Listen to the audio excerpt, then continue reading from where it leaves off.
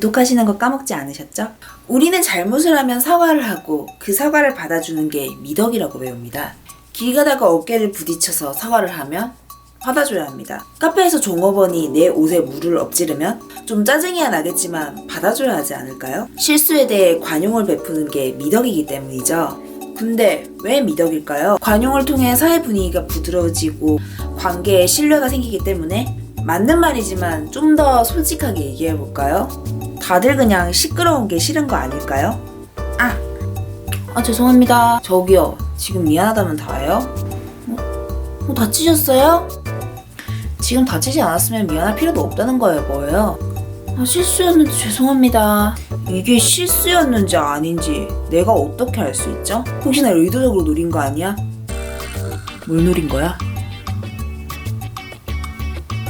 모든 실수에 사사건건 책임을 묻는다면 나와 너와 우리의 평화나 여유는 일도 찾기 힘들 거예요. 프로 불편러들이 환영을 받지 못하는 이유는 대부분 이런 이유 때문이겠죠. 하지만 도덕이 미덕은 아니라고 생각해요. 특히 내가 제대로 엿먹었을 경우엔 말이죠. 상대방이 실수였든 의도적이든 내가 참으로 빈엿을 먹었다고 생각이 든 순간에는 평하고 나발이고 단호하게 나를 위해서 나서야 한다고 생각합니다. 얼마 전에 주변에서 엿먹은 사례를 하나 알려드릴게요. 몇 주 전에 프랑스로 어학연수 간 친구한테 연락이 왔거든요.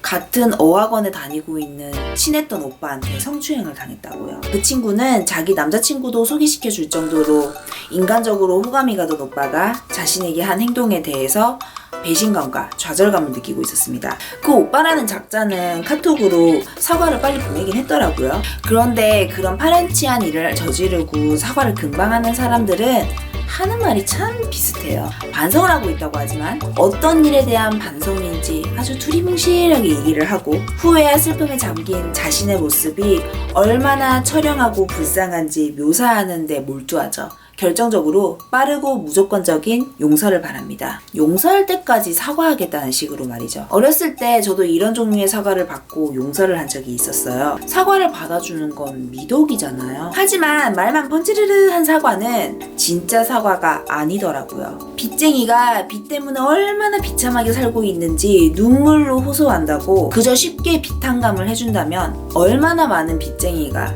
그 돈의 가치를 알까요? 일단 제대로 된 사과를 받기로 마음먹었다면 빚독촉을 하는 마음으로 사과를 받아내야 된다고 생각을 해요. 저는 그 친구에게 어떤 상황이 되길 바라는지 물어봤어요. 그 친구는 다시는 그 오빠랑 마주칠 일이 없었으면 좋겠다라고 얘기를 하더라고요. 그럼 그 남자에게 굉장히 구체적인 정황이 담긴 사과를 받아내라고 조언을 했어요. 육하 원칙에 맞게 언제, 어디서, 무엇을, 어떻게, 누가, 왜 다 이야기하도록 시키고 저장을 하라고. 처음에 겁을 많이 먹고 있어가지고 걱정을 했는데 예상보다 동생은 너무 잘해냈고요. 그 오빠는 구체적인 내용이 담긴 사과를 할 수밖에 없게 되었습니다. 이걸로 성추행의 피해에 대한 법적 근거가 될 수 있는 증거가 생겼어요. 여기서 기억해야 할 첫 번째, 피해에 대한 사과를 받으려면 채무자의 채권처럼 든든한 압박수단이 있어야 한다는 것입니다. 성폭력 피해뿐만이 아니에요. 임금을 받지 못했거나 문제의 책임을 떠넘기거나 약속을 지키지 않을 때 등등 먼저 화가 엄청 많이 나겠지만은 냉정을 금방 되찾고 압박수단을 찾아야 됩니다. 그 다음에는 학원 사람들을 비롯해 주변 사람들을 모두 내 편으로 만들어야 된다고 조언을 해줬어요. 네, 여론을 자기 편으로 만드는 거죠. 상대방이 거짓 이야기로 자기 변호에 나서기 전에 더 빨리 움직여야 합니다. 특히 그 상대가 말을 잘하고 신뢰를 잘 주는 타입의 사람일 때는 피해 당사자가 불리해질 수 있으니 더 빨리 움직여야 돼요. 여튼 그 친구는 정말 신속했어요. 곧 주변 사람들은 그 오빠라는 작자가 한 일을 다 알게 되었죠. 그 다음부터는 본인이 원하는 대로 하라고 했어요. 학원에서 그 오빠를 내쫓는 걸로 끝내든 여자친구한테 알리든 경찰에 신고를 하든 원하는 대로 하면 된다고 했죠. 그 남자는 곧 학원을 관두게 되었고 내 친구는 계속 학원을 다니고 있어요. 그리고 앞으로 그 남자가 하는 행동을 보면서 추후 어떻게 대응을 해야 하는지 정하겠다고 하더라고요. 처음에 연락이 왔을 때 그 친구는 어떻게 할지 몰라서 두려움에 떠는 피해자였다면 이제는 어떤 방법으로 책임을 지게 할까 선택지를 가지고 저울질을 하는 갑이 되었어요. 이게 진짜 사과죠. 잘못을 한 사람이 책임을 마땅히 지는 것, 잘못한 사람이 의리라는 것을 확실히 하는 것 말이에요. 제대로 된 사과를 받는 건 어려운 일이에요. 누군가를 엿먹이는 사람들은 8할은 정말 노름으로 비친 사람처럼 책임감도 없고 답이 없어요. 그런 사람들을 독촉한다는 게 얼마나 힘든 일이에요. 그래서 어떤 일들은 너무 귀찮기 때문에 그냥 넘기기도 합니다.